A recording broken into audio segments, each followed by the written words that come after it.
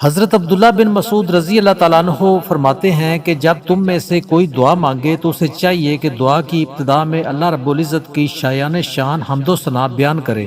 پھر نبی اکرم صلی اللہ علیہ وآلہ وسلم پر درود شریف پڑھے، اور پھر اس کے بعد جو دعا مانگنی ہو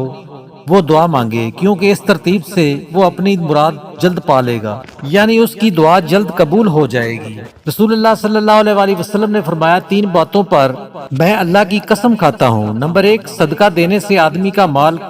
کبھی کم نہیں ہوتا۔ نمبر دو، اپنے اوپر ہونے والے ظلم پر اگر کوئی شخص صبر کر لے تو اللہ تعالیٰ اس کی عزت میں اضافہ فرما دیتا ہے۔ نمبر تین، جو آدمی لوگوں کے سامنے ہاتھ پھیلانے لگے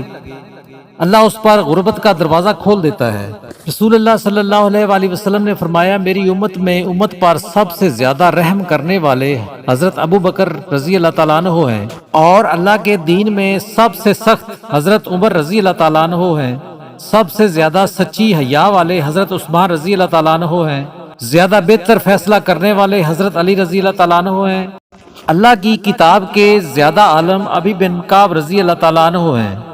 حلال و حرام کا زیادہ علم رکھنے والے معاذ بن جبل رضی اللہ تعالیٰ عنہ ہیں، اور علم میراث کے زیادہ ماہر زید بن ثابت رضی اللہ تعالیٰ عنہ ہیں۔ سنو، ہر امت کا ایک امین ہوتا ہے، اور اس امت کے امین دیانتدار ابو عبیدہ بن جراح رضی اللہ تعالیٰ عنہ ہیں۔ حضرت عبداللہ بن عباس رضی اللہ تعالیٰ عنہما سے مروی ہے کہ حضور نبی اکرم صلی اللہ علیہ وآلہ وسلم نے فرمایا، جو شخص پابندی کے ساتھ استغفار کرتا ہے اللہ تعالیٰ اس کے لیے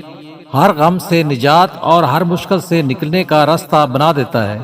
اور اسے وہاں سے رزق دیتا ہے جہاں سے اس کے وہم و گمان میں بھی نہ ہو۔